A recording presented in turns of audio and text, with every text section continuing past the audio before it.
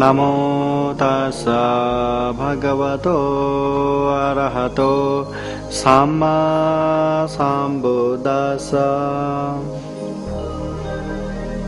बौद्ध परम्परा अनुसार जुनसुकै बौद्ध कार्यक्रम सुरु गर्नु अगाडि सबैभन्दा पहिला पञ्चशील प्रार्थना गर्ने चलन रहेको छ।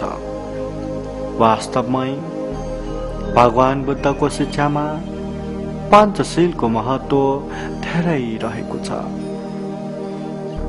यसैको ज्वलन्त उदाहरण हो जुनै बौद्ध कार्यक्रम प्रारम्भ हुनु अघि कुनै एक भिक्षुबाट पञ्चशील प्रार्थना गरेर मात्र सुरु गर्नु।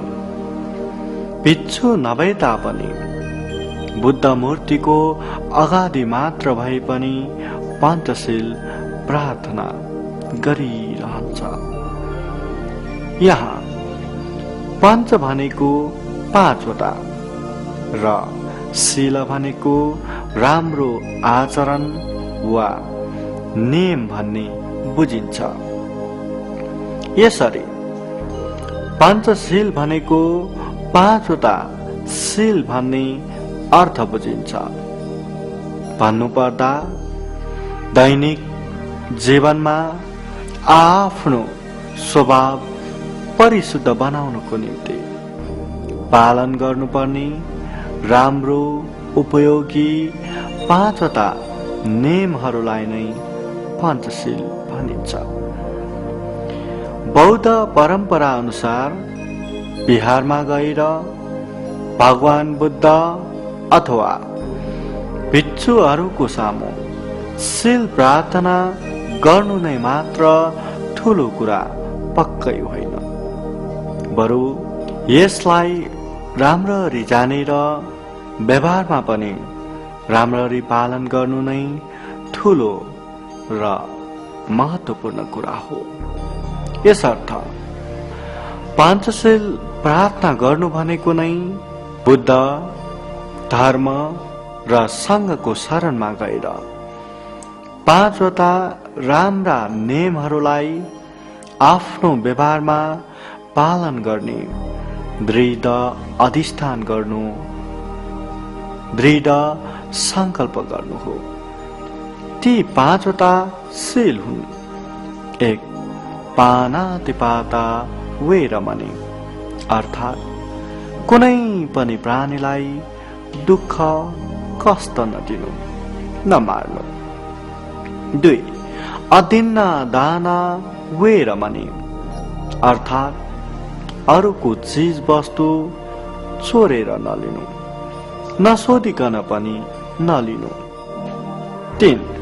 कामेषु मिथ्याचारा वेरमणि, अर्थात् काम मिथ्याचार व्यभिचार नगर्नु, परस्त्री परपुरुष गमन नगर्नु। 4. मुसावादा वेरमणि, अर्थात् असत्य झुटो कुरा नबोल्नु, ख्याल ख्यालैमा पनि झुटो नबोल्ने प्रयत्न गर्नु। तथा 5. सुरा मेरय मज्जपमादत्थाना वेरमणि, अर्थात् अम्मल नशालु पदार्थ सेवन नगर्नु, जाम रक्सी आदि नखानु। निश्चय पनि हो आफूलाई कसैले पनि बिना कारण एकपल्ट चिमोटी दिँदा पनि मन पर्दैन। कुट्न आउँदा मार्न आउँदा त झन् कसरी मन पर्छ र। यसरी नै अरूलाई पनि त्यस्तो व्यवहार मन पर्दैन भन्ने कुरा जानेर बुझेर कसैलाई पनि मार्नु हुँदैन, दुःख दिनु हुँदैन। यहाँ आफूलाई मन पर्दैन भनेर छुट्याइराखेको आफ्नो कुनै एक अप्रिय सामान पनि कसैले चोरेर लग्यो भने मनमा चस्स दुख्छ। झन् आफूलाई मन पर्ने आवश्यक हुने कुनै वस्तु चोरेर लग्यो भने के नहोला। यसरी नै अरूलाई पनि मन पर्दैन, मन दुख्छ भन्ने कुरा जानेर अरूको केही पनि चीज वस्तुहरू चोरेर लिनु हुँदैन। चीज वस्तुहरू चोरेर लिनु हुँदैन। लिनै परे पनि सोधेर मात्र लिने गर्नु पर्दछ। आफ्नो दिदी बहिनी वा परिवारमा जो कोहीलाई पनि कसैले बिगारिदियो, व्यभिचार गर्यो भने आफूलाई कति मन पर्दैन, कति रिस उठ्छ। त्यसरी नै अरूलाई पनि व्यभिचारबाट रिस उठ्छ, अप्रिय हुन्छ भन्ने कुरा जानेर काम मिथ्याचार व्यभिचार गर्नु हुँदैन। आफूलाई कसैले पनि असत्य झुटो कुरा बोलेर छल गर्यो भने हामीलाई मन पर्दैन, रिस पनि उठ्छ।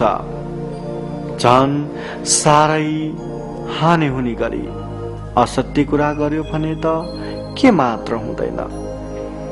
यसरी नै अरूलाई पनि हुन्छ भन्ने कुरा जानेर आफूले पनि कसैलाई झुटो कुरा बोल्नु हुँदैन, छल गर्नु हुँदैन। आफ्नो बाबुले रक्सी खाएर आमालाई पिटेको, सबैलाई गाली गरेको हामीलाई कदापि मन पर्दैन। अझ अरू मानिसहरू पनि तन्न जान रक्सी खाएर बाटोमा हल्ला गर्दै हिँडेको देख्दा आफूलाई कति मन पर्दैन। यसरी नै अरूलाई पनि मन पर्दैन भन्ने कुरा जानेर अमल नशालु पदार्थ जति सबै त्यागिदिनु पर्छ। शील प्रार्थना गर्नु ठुलो कुरा होइन, बरु राम्ररी त्यसको पालन गर्नु चाहिँ महत्त्वपूर्ण कुरा हो। यसैले आफू बडो चनाखो रहेर अप्रमादी होशपूर्वक राम्रो आचरण युक्त शील पालन गर्न सदा सर्वदा प्रयत्नशील रहनु जरुरी हुन्छ।